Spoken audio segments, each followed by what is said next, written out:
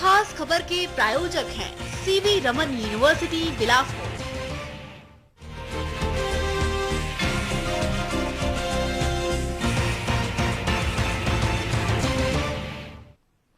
भारत और पाकिस्तान के बीच युद्ध शुरू हो चुका है। एक दूसरे पर गोला बारूद दागा जा रहा है। आपको सुनने में बड़ा अजीब सा लग रहा होगा कि ये हम क्या कह रहे हैं।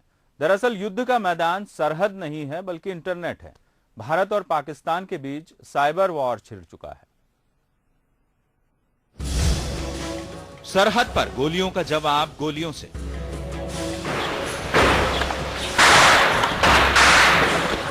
जंग गोलियों से नहीं बयानों से भी है।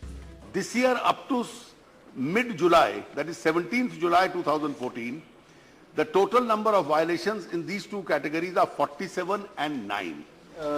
हमारी साइट के मुताबिक पिछले जुलाई से लेकर अब तक तकरीबन 57 दफ़ा 57 टाइम्स वायलेशन हुई है भारत की साइट से। और अब ये जंग वर्चुअल हो चुकी है। साइबर अटैक तो शुरू हो ही चुका है। पाकिस्तान की तरफ से अब तक 14,000 हैकिंग अटैक हुए हैं। तो भारत ने भी पाकिस्तान के हैकर्स को मुंह तोड़ जवाब देते हुए 1 लाख से ज्यादा साइट्स हैक कर दी हैं। साइबर वार चालू हो चुका है, जो कि अब इस समय सरहद के इस पार से उस पार तक चल रहा है। और ऐसा अकेला एक ही देश नहीं है, चाइना है, बांग्लादेश है, पाकिस्तान है। हैकिंग की इस जंग का मकसद होता है अपने देश का झंडा ऊंचा करना। आमतौर पर हैकर्स एक दूसरे के देश की सरकारी या बड़ी निजी कंपनियों की साइट तक पहुंचकर उसे हैक कर लेते हैं। ये उस समय ज्यादा होता है जब दोनों देशों के बीच तल्खी बढ़ जाती है। इस समय भारत और पाकिस्तान के बीच तल्खी ज्यादा है, तो हैकर्स की सेना ने भी हमला बोल दिया है। हाल ही में दोनों देशों के सचिवों की वार्ता रद्द हुई तो पाकिस्तान के हैकर्स ने इंदौर की सिटी बस कंपनी की वेबसाइट को हैक कर लिया। ये क्योंकि एक साइबर वर्ल्ड का जितना उपयोग भी होता है तो उसका दुरुपयोग भी होता है।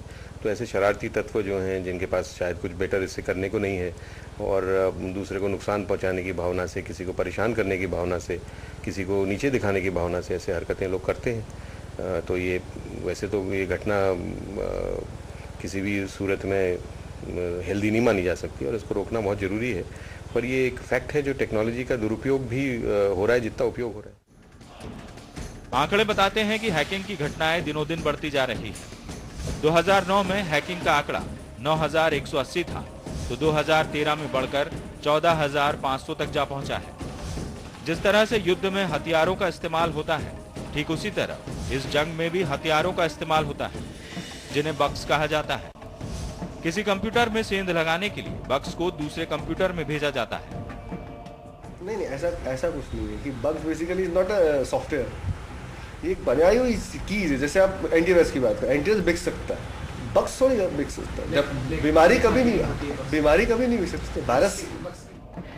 इस साइबर वॉर में कहीं न कहीं पैसा भी जुड़ा हुआ है। जैसे हथियारों का काला बाजार है, वैसे ही इन बग्स का भी है। इन हथियारों से खेलने वाले दोनों तरफ से पैसा कमाते हैं। पहले ब्लैक मार्केट में बग्स बेचकर साइट हैक करवाते हैं और फिर सुधार के नाम पर पैसा ऐंठते हैं। यानी यहां भी वही जुमला है, everything is fair in war. Cameraman Shivendra Parmar के साथ वसीम अहमद, बंसल न्यूज, इंदौर।